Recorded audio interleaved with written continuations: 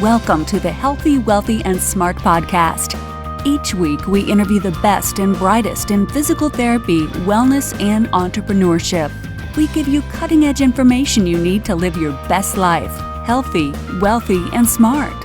The information in this podcast is for entertainment purposes only and should not be used as personalized medical advice. And now, here's your host, Dr. Karen Litzy.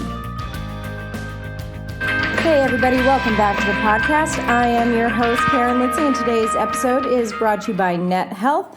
NetHealth has created the Redoc Patient Portal to help you maintain strong relationships with your patients. It provides secure line of communication between you and your patients. You can use it for video conferencing for telehealth, secure messaging, shared documents and photos, and your patients have 24/7 secure on-demand access to their therapy health information without phone calls and voice messages. If you want to learn more, contact NetHealth at Redoc, that's REDOC, at nethealth.com. Okay, on to today's episode. So today we're going to be talking about a recently published scoping review in the British Journal of Sports Medicine, which is the relationship between Rugby Union and Health and Wellbeing. And I have the author of that scoping review on the podcast today, Dr. Steffan Griffin. So Steffan is a junior doctor based in London pursuing a career in sport and exercise medicine. He is a sports medicine training fellow at the Rugby Football Union, deputy editor at the British Journal of Sports Medicine, and also a part-time Ph.D. student at the University of Edinburgh, where he is researching the topic of Rugby Union and Health and Wellbeing. Steffan also works clinically with a wide range of elite sports teams, including Chelsea Football Club and London Irish Rugby Football Club. So like I said, this is based on his paper, which is a scoping review in the British Journal of Sports Medicine. If you want the link to that review, you can go to podcast.healthywealthysmart.com.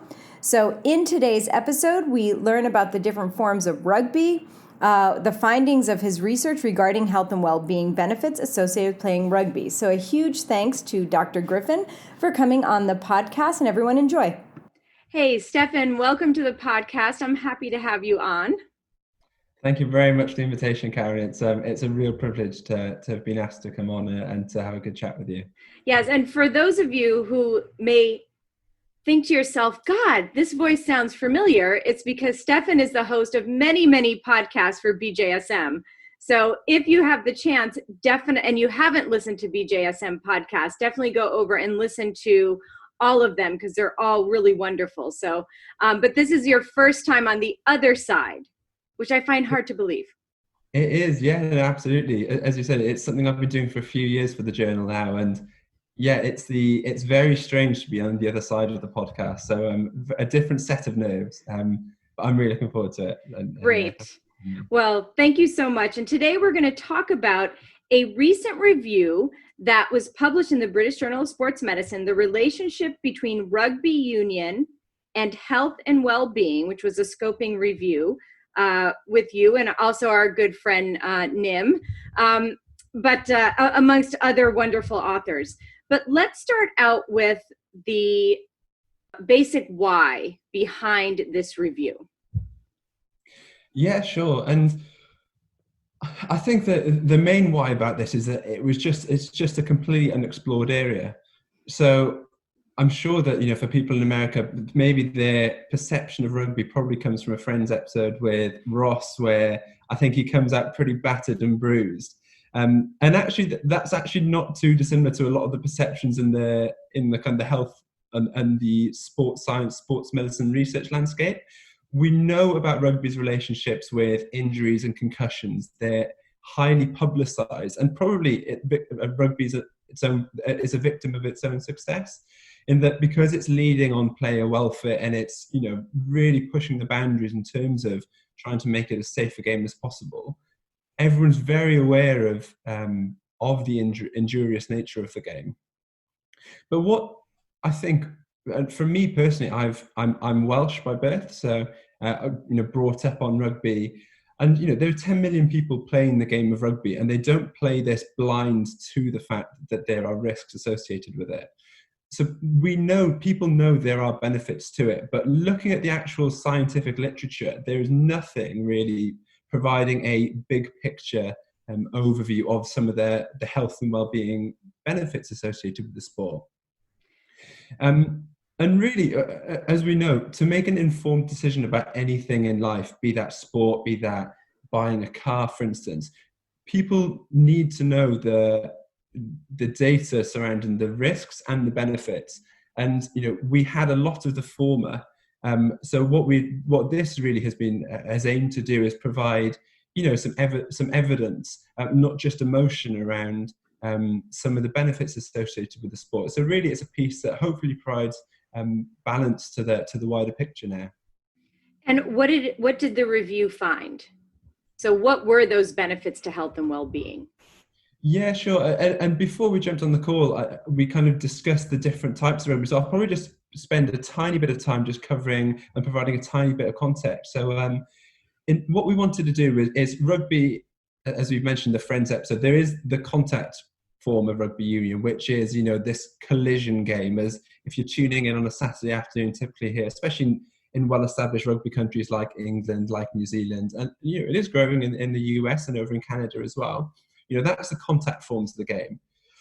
There are other forms of rugby. So there's non-contact rugby, such as touch rugby, which is basically a glorified version of the game tag with a ball involved. And there's also something called tag rugby, which generally people wear a belt with the Velcro strips, and a tackle is where you manage to grab one of those Velcro tags off. The other form of rugby then that we looked at was wheelchair rugby, which is, I think, given the lovely nickname of murder ball. But actually we wanted... So you may have, some of the listeners may have heard of murder ball being referenced, and there's some wonderful documentaries on Netflix that really provide a good insight into the game. So basically, by breaking it down to the type of rugby, we then wanted to break it down further so people who read the review could really look to see exactly where the benefits lay. So if we kind of look at it from, and I'll split it into some themes that some listeners might be familiar with. So as we know, the World Health Organization physical activity guidelines came out yesterday. So if we look at physical activity, so we know this is a huge global health priority at the moment. And our research found that all forms of rugby, be that contact, be that non-contact, and wheelchair rugby, can provide health-enhancing, moderate to vigorous intensity physical activity, which really wasn't well known before. And then now it allows people like governing bodies and policymakers to align the sport of rugby with some of those global health priorities. As we all know as practitioners, muscle strengthening, balance, coordination are again huge parts of these physical activity guidelines. And although we didn't find any studies that really look at that per se, we found that lots of national population surveys, which are really based on expert consensus, consider rugby and ball sports such as rugby to provide some of these benefits as well. So again, that was a kind of a landmark finding of this study. In terms of we then looked at different kinds of health benefits. So we first of all wanted to look at physical health, and we stratified that by different domains. So for instance, cardiovascular health, respiratory health, musculoskeletal health. And probably the best way to summarize this is non-contact rugby and wheelchair rugby have very supportive research kind of around, that rugby can provide quite significant physical health benefits. In terms of contact rugby, which is kind of the traditional form of the game, there's a real mix there. Lots of mixed studies, and also just a lot of conflicting findings as well.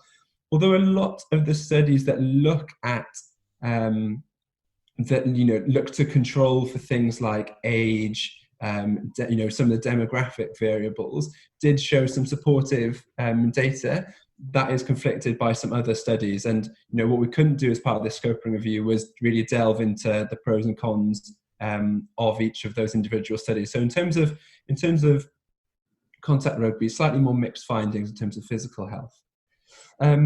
Mental health and kind of well-being, so psychosocial measures such as quality of life and things.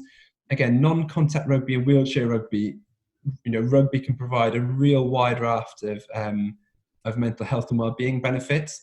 And most of the research in the contact game was focused on professional athletes, and that found that symptoms of common mental disorders were higher in professional players compared to general population, though that is similar actually to professional athletes in other sports such as football and things.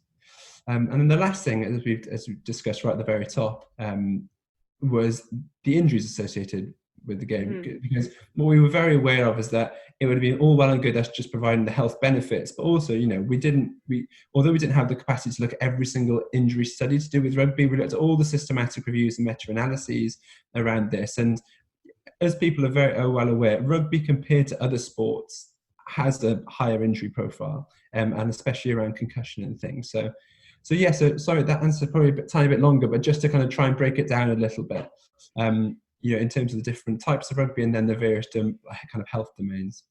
Yeah, no, that was great. So let's break it down even further now. So let's say I am a player or I'm a parent of a child who we want them to have these benefits of physical activity. And if rugby is something that maybe we're looking at to accomplish that, what does this review mean to that parent or to that player?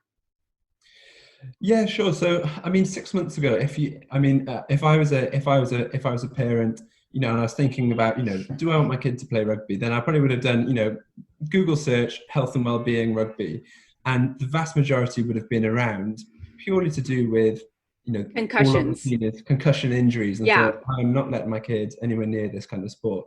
Exactly. Although, rugby unions, and people know there are, loads of testimonials. As I said at the top of the podcast, there are 10 million people playing rugby. There has to be a benefit. It's just probably the science is a bit slow to catch up. People can, kids, players can reach all their physical activity guidelines and tick that box by playing any form of rugby. And then it's about individual perception of risks and benefit as to what kinds of rugby they want to play. So, for instance, I might have a child. And for me, I don't know that the research shows that participants in contact rugby, they say there's qualitative research really supporting the fact that it can provide a lot of psychosocial benefits. That it instills lots of confidence in people. It builds teamwork, and people will say that they feel stronger by doing it. And that's across women, across youth players, across adult players. But also at the same time, I think what the review isn't doing is saying that everybody in the world should play rugby. It's providing people with kind of some objective data so that, someone else might come along and say, okay, we want our kids to be getting, ticking all the physical activity boxes because we know that it reduces the incidence of diabetes, heart disease. We know it provides X amount of benefits. But for me, the injurious side of it means that I don't want my kids, or I don't want to expose myself to that risk. So what I'm going to do is look for a non-contact form of rugby, and I'll try and reap the benefits by going down that route. So yeah, we hope that it provides an objective piece of work that can just help people make a decision based on evidence and not just pure kind of emotion and headlines. Mm-hmm. How novel, especially in this day and age. Now, let's move on to what does this mean for the researcher? Yeah, sure. So, we found our search strategy. We found over 6,500 studies, of which we included 200 studies.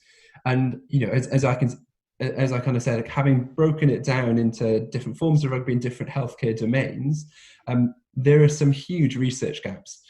So for the researcher out there, we've identified a lot of research gaps that really, there's some real low-hanging fruit there that could really help inform decisions further and provide more evidence in these areas. So, for instance, I think there's a real pressing need to, first of all, look at populations outside of just the white 70 kg male playing player. Essentially. So we know that I think women's rugby had a growth from 2018 to 19. Excuse me if the exact percentage is off. I think it was a 28% increase in participation, and it's growing in areas such as Asia, especially.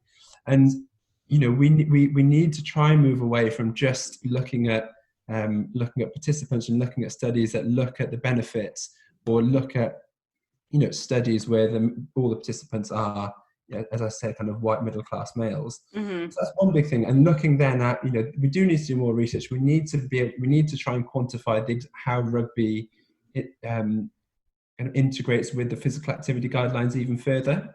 We need to be looking at more, how rugby interacts with various health and wellbeing outcomes, across more diverse populations, as I said. But also then I think one of the potential conclusions that a reader could get from this study is that non-contact rugby is, the holy grail now of rugby. But actually, there aren't any kind of level 1 studies looking at the injury risk of that. So, there are a ton of research areas that we've identified that are going to be really important moving forwards to allow people to make, fully informed decisions. Excellent. And then moving on, how does this review then affect policymakers? You touched on it a little bit earlier, and also international federations. And on that note, we're going to take a quick break to hear from our sponsor, and we'll be right back. This episode is brought to you by Net Health, helping you maintain strong relationships with your patients. The ReDoc patient portal provides a secure line of communication between you and your patients. Conduct virtual visits and have follow-up conversations with your patients via secure messaging when it's convenient for you. Patients have 24/7 secure, on-demand access to their therapy health information without phone calls and voice messages. Video conferencing for telehealth, secure messaging, share documents and photos, and view health information and appointments. To learn more, contact them at redoc@nethealth.com. Yeah, sure. So again, I've been very fortunate to work now for 18 months with the Rugby Football Union, which is essentially England's national governing body for rugby. And two of the medical services director and the head of medical research there, Simon Kemp and Keith Stokes, are they form part of the scientific committee of the Ph.D. and they're co-authors of the study. So what's been great at doing this research and doing this PhD is that we're trying to answer questions that we know are relevant to governing bodies and to policymakers. So for governing bodies, for instance, we're now able to provide the English Rugby Union, so the RFU, the likes of World Rugby, who've been really receptive to this kind of research with, again, objective objective scientific data that allows them to align the game with some of the current global health priorities, be that physical activity, or be that, that we know that physical activity levels are down because of COVID and because of lockdowns. And, could the sports such as rugby, such as football, such as tennis, play a role in actually getting, increasing health globally?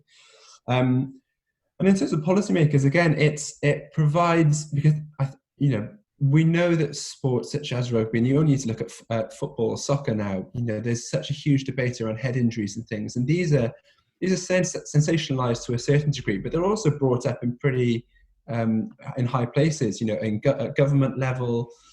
And, what I'm hoping that this kind of research does is it provides, a big picture for them to see and to look at and to say, well, actually, we can promote rugby for, whether be that to kids, we need to, make sure that rugby is a welcoming environment for all types of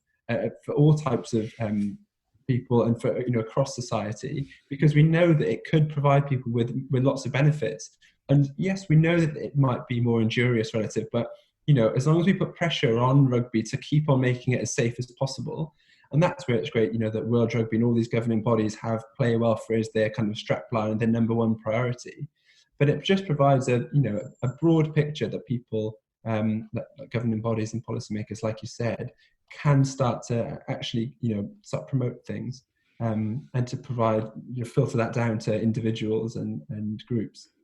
Yeah, I think that's wonderful. And I love the thing that I really liked about this review, and we sort of spoke about it before we went on the air, is I loved that you included wheelchair rugby. I did not know that was murder ball, but now I'm like, oh, okay, yes, I get that. But I thought that was really important to include that, because there are a lot of people across all countries who are wheelchair bound or who maybe cannot participate fully in, a non-contact or contact rugby. And to include this, I thought was really, really great. And it, even in the wheelchair rugby, still had all of these physical, it's still ticking the physical activity boxes, right? And still increasing muscle mass and improving cardiovascular and mental health and that feeling of a team. And so I thought that was really great. And to me, the non-contact rugby seems like a much more forgiving game for people who are like, I would never do rugby because I would like literally be in, laid out for days or something like that, because it looks so intimidating. Yeah, absolutely. And actually, that's a lot of what you just mentioned actually is pretty much going to be our next steps in terms of what we do, because what we don't want to do is we don't want to sit up in almost in like a research ivory tower and say, this is our research, now go forth and do what you want with it. We really now want to see how people perceive our research. And I think rugby also wants to know what, so there's no point us that one of the main points of the research being, playing rugby, which is contact rugby, is good for you. Therefore, everybody should do it, because we need rugby. What isn't known at the moment is how different population groups might perceive those risks. So, for instance, if someone's never played the game before, is the fact that there are only really contact versions of the game available locally, is that a huge barrier to them then getting involved? So I think, you touched nicely upon, some of the real practical key issues there. And that's really what we want to be going on to next, is kind of being able to now piece together, and also pretty much providing a toolkit to not just participants, but to governing bodies that says, if you want more people involved, this is what matters at the coalface, and this is what you need to be providing. So you're completely right, because, watching 20 stone, 250 pound blokes run into each other on a Saturday, it's sometimes quite hard to think, how am I going to get from the sofa to that? Yeah, so, you can't even picture it. You can't even imagine it, because it looks so scary, and even as, let's say, as a woman, if I were interested in playing, I wouldn't even know where to start. Right. So this research, and I'm sure there's places, I'm in New York City, there's gotta be rugby clubs and things like that, but I wouldn't even know where to start. And so I feel like this might spark some curiosity among people to say, hey, listen, I can't do the contact. I just can't do it, nor do I want to do it. But, I didn't even realize there was a non-contact option. Or if you're wheelchair bound, gosh, I didn't even realize that this is something that I can do. So great parts of the research. Oh, thank you. Yeah. And just to kind of touch on the wheelchair rugby point, we wanted to make this, as big picture, as inclusive as possible, and that was one of the real, almost surprising things, that the evidence of benefits associated with wheelchair rugby were so significant and so wide ranging. It was a really pleasant surprise in a population group that isn't as well studied, as we know. Mm-hmm, mm-hmm. Excellent. All right. So before we start to wrap things up here, what do you want the listeners to take away from this discussion, and also from this research article, from this broad scoping research? Yeah, sure. I mean, I think some of it is probably a bit broad in that, trying to, for instance, in my role with England Rugby Union, we're looking at how to reduce concussion. We're looking at nailing down what the incidence is kind of across various playing groups. And that is the kind of thing that generates headlines in terms of, because it will undoubtedly, as soon as something's published, it's, concussion rates up, down, the same for X consecutive year. That is, it's a common thing. Whereas hopefully what this does, it just provides, people, if people are aware that this now exists and there's this research going on, that they can touch base with either the paper, with the website, kind of with any of our kind of like social media platforms as well, and can just see, well, actually, if I do know someone, if I know a parent, a player who's looking into it, this is actually, where I'd go to be able to make a fully informed decision. So yeah, we're not, the point of the research wasn't to show that rugby, is this all singing, all dancing, wonderful sport, where it's always sunshine and rainbow. Despite the fact for some people, it really is. But it's just something that can provide, as you said, what sometimes feels like a bit of a novelty at the moment, just an objective overview so people can make fully informed decisions. Excellent. And before we end, I'm going to ask you the question I ask everyone. Sorry, I didn't bring this up to you earlier, but surprise. No. Knowing where you are now in your life and in your career, what advice would you give to your younger self? I think just keep going. As in, just keep doing what you're doing, head down, and hopefully everything so far, it all ends up working out. But yeah, just work hard and keep going. Excellent advice. And now, where can people find you? Social media, websites, etc. Yeah, sure. So probably I'm most active, especially from a kind of professional research point of view, on Twitter. So it's at Steffan Griffin with Welsh spelling, so it's 2 F's. Otherwise my mum would kill me. And then there's a website, www.rugbyhealthandwellbeing.com. And as you mentioned at the start, we published the scope review in the British Journal of Sports Medicine, so it's very easy to find the scope review on there as well. So yeah, and if anyone has any questions, anyone wants access to the PDF or anything, because unfortunately it is behind a paywall, then I'm obviously more than happy to provide all of that. Awesome. And we will have all of this information at podcast.healthywealthysmart.com under the show notes. Thank you so much, Steph, for coming on. This was great. Lovely to catch up. Lovely to see you. And congratulations on a great article. Thank you very much, Karen. It's lovely to chat to you, and glad to hear everything's going well. And everyone, thanks so much for listening. Have a great couple of days and stay healthy, wealthy, and smart. A big thank you to Dr. Steffan Griffin for a great overview on rugby and its benefits to our health and well-being. And of course, thank you to Net Health for sponsoring this episode. They created the Redoc Patient Portal, which provides a secure line of communication between you and your patients. You can conduct virtual visits and have follow-up conversation with your patients via secure messaging when it's convenient for you. Patients have 24/7 secure on-demand access to their therapy health information without phone calls and voicemail messages. To learn more, contact them at redoc@nethealth.com. That's REDOC@nethealth.com. Thank you for listening, and please subscribe to the podcast at podcast.healthywealthysmart.com. And don't forget to follow us on social media.